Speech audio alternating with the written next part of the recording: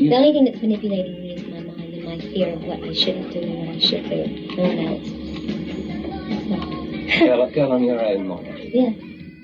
Really just been done by black female vocalists, but I think the difference between me and them is that I don't have like a group of men who are like making the music, writing the words. There's no propping me up in front of them. It's my message. I'm writing the music. I'm writing the words, and it's my, it's me. I'm not put in front of the music to make money for men. Do you know what I mean? Mm. I'm doing it for myself. It's not someone else. It's not a male's point of view or a man's vision, which I think most of the female vocalists are singing now. The type of music that I'm doing, that's the position that they're in. So I think that's what makes it unique. Mm.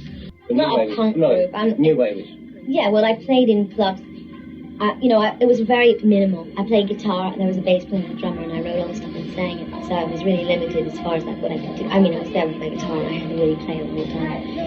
And it was, I'd say, as far as comparing it to music, other music, it was a combination of like girl group sound, like Motown stuff, and like early Debbie Harry, early Parliament, that kind of combination. And the only places I could get dates, because I didn't have a record and I was white, like, it was like places like the Mud Club and CBGB's and Kansas City and stuff. So, and there was all these really punk bands playing in all these places, so I didn't really fit in there either. It was pretty disastrous, actually. I think she was to a certain extent, because I really think she filled in an empty kind of a place, because she seemed like she seemed like she was in control of her own career, whereas so many other females, like Pat Benatar or something, don't seem that way at all,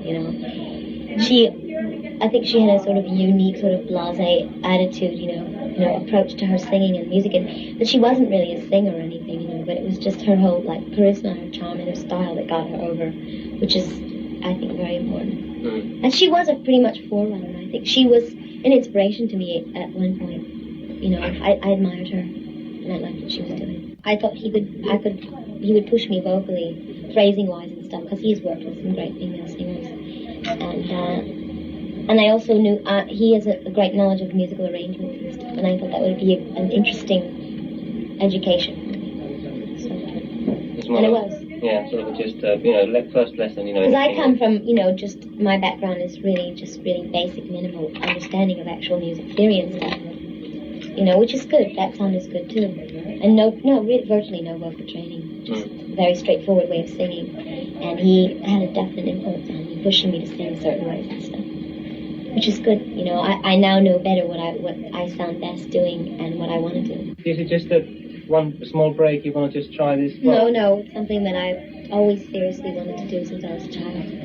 Like everything else I do. I'm not going to stop doing one thing for another either. Like, I haven't stopped dancing. It's just a matter of concentrating certain areas for certain periods of time. I mean, there are so many people that do that right now. I mean, Judy Garland did it, so why can't I do it? I want to be, serious.